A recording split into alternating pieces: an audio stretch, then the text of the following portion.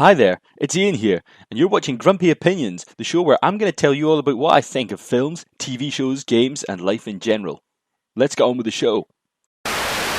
Outlander is the Star's entertainment show about Claire and Jamie Fraser, the time-travelling nurse and her Highlander husband, living in 1940s Paris and trying to undermine Bonnie Prince Charlie's Jacobite rebellion. Episode 5, Untimely Resurrection, picks up mere hours after the climactic stramash of last week's episode, where Jamie and the rest of his brawling nobles have been carted off to the Bastille by the gendarmes, and Claire is pensively waiting his return. She didn't have worried because he gets out the next day and is quite hopeful that the entire event has helped to make Charles Stewart look bad. However, wee Alex Randall is still locked up, and even worse since Sandringham has disowned him and it looks like he won't be going anywhere soon. However, Jamie reckons it could be Saint-Germain behind the attack on Claire, and he explains that he made a joke about La Dame Blanche in the brothel, so by necessity the attackers must be somebody who frequents that place. So then Jamie sends Murtaugh off to follow Saint-Germain, but that proves fruitless, and Murtaugh gets a bit upset, because he thinks that he's essentially useless, and he's also angry at himself for letting poor wee Mary get raped and Claire attacked, on his watch. Meanwhile, Claire goes off to see wee Mary, who's quite happy to see her and actually seems fairly recovered, and she's written a testimony to exonerate wee Alex Randall because she's all sorts of in love with the wee coughing dafty. And Claire takes that letter, but she has a moment of doubt, and she almost ends up tossing it in the fire because she reckons that maybe Alex is meant to stay in prison, and that's maybe how Mary ends up married to Blackjack, but she's not sure about this time-travelling business. So in the end she doesn't go through with it, and she gets him out, and then but she convinces him that if he really loves Mary, he'll let her go. But with him plainly having some sort of lung illness and likely going to end up an invalid if he gets older, he kind of agrees, and he walks off looking a little bit glum. Jamie, on the other hand, is visited by the wee effete Italian dwarf, who's decided to do a deal with the dreaded Comte Saint-Germain in order to raise funds for the war effort, and Jamie smells a rat, but Charlie assures him that he's no idiot and doesn't trust the Comte either, and that's why he wants Jamie to mastermind the particulars of the deal.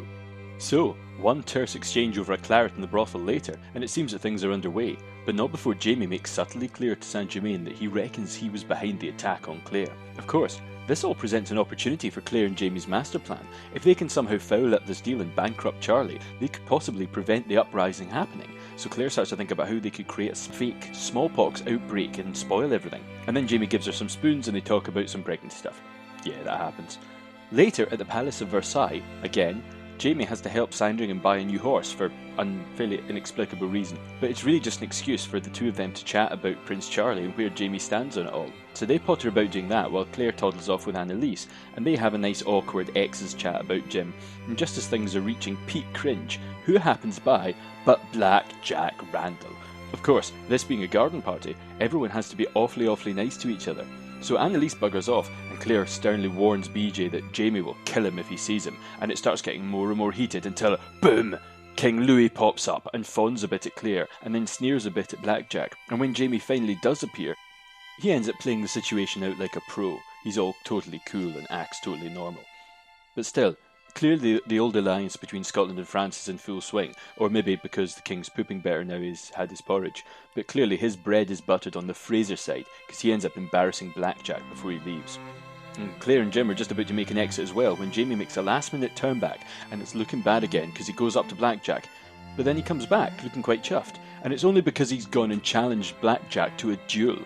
Now Claire isn't happy at all about this, so she ends up taking a detour to the Bastille, and then has Blackjack lifted on charges of attacking her the other night.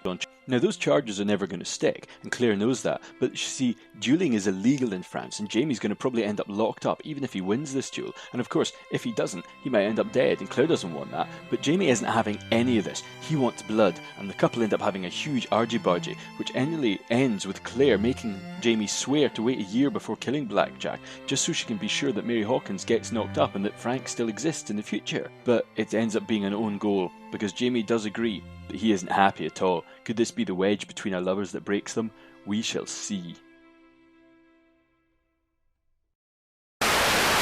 So what did I think? Well, this week was a pretty interesting episode of Outlander. All the machinations are still turning and the character drama is really starting to unfold as the pressures on all sides are starting to affect our main heroes. I think there was some sterling work this week from both leads as Katrina Balfe gets to play out every inch of the various internal struggles going on within Claire, and she plays it out on her face, amazingly while still half-time trying to keep up appearances in awkward social situations. It was also really interesting to see her 1940s mind trying to cope with the abstractions of time travel and causality with no real idea of any of it. I mean, let's face it, she's from the 1940s. She's probably maybe read The Wizard of Oz and H.G. Wells in passing, but beyond that, what kind of fantasy and sci-fi stuff has she read? I mean, it's not like she's a modern woman who's maybe spent years watching Star Trek and Quantum Leap and got all that knowledge to fall back on. It's really great stuff. And while Sam Heughan also then gets to run the full gamut of thoughtful, angry to scheming to barely suppressed rage to bitter resentment, I mean, it's just grand. And of course, the return of Blackjack Randall. I mean, him walking into focus in his full dragoon regalia, that was amazing. It was a fantastic return. And as always, Tobias Menzies ends up nailing every inch of it and steals the totality of his one scene from the complete rest of the cast. I mean, it looked sumptuous, especially the Garden Party, which was always something nice to see. But even the wee office where Jamie works and has his little chat with Charlie and Myrta, I mean, it's a nice new place and it lends a bit of real worldism to the whole story and the fact that the wine business is a real thing and it feels like a real place, and especially as it seems to be a fairly serious part of the plot now. But as usual, it's not all hunky-dory. It's not even all hunky Jamie, because I did have some grumps this week.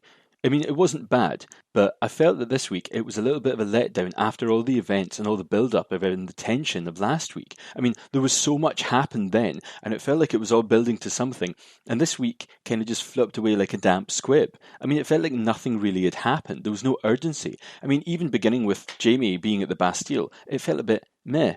I mean, he just saunters in about 2 seconds after the voiceover told us that he's locked away and that Claire's upset. I mean, it doesn't really give you any sense to really absorb it, so it felt like it kind of cheapened the events. I mean, I think this maybe comes down to the adaptation, and book readers will know if I'm right here or if I'm way off, but it kind of struck me this week that it was almost like we were only getting a bullet point version of the story, and that it seemed like there should be a lot more going on in and around these events, and maybe an awful lot more of Claire's inner dialogue and edification going on and explaining what's actually happening, and giving us little bits of flavour.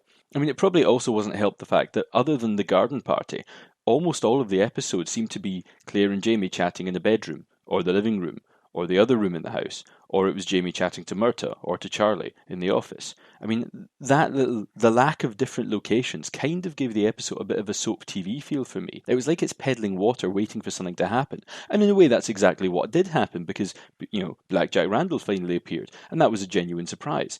But think about that for a second, and you might understand what I mean. He appears at the garden party to help out his brother. Now, Alex was only jailed at the very end of last episode, which is mere hours after the start of this episode. So, assuming that Blackjack was in Scotland at the time, still up at Fort William, and Alex sent a letter to him, now that would take a few days to get there by courier, and even if he left that very same day, it would take him ages to get all the way from Fort William to Paris. I mean, that's around 800 miles. So if you're lucky, I mean, a horse can go maybe, 30 miles a day? I don't know, I've never ridden a horse. But that's going to take you a few weeks. But in the show, it felt like all of this happened overnight, or at least within like a day or two, where in fact this should have taken ages. So it makes me feel like maybe there's a lot more in the book at this point that just didn't appear, but that could be wrong. And anyway, all things considered, that's kind of a minor quibble, so it's hard to get too down an episode that not only brought back Blackjack Randall, but ended on such a massive emotional cliffhanger. I mean, come on, we've never seen them this angry at each other. So, until next week, I've been Ian, and these have been my grumpy opinions.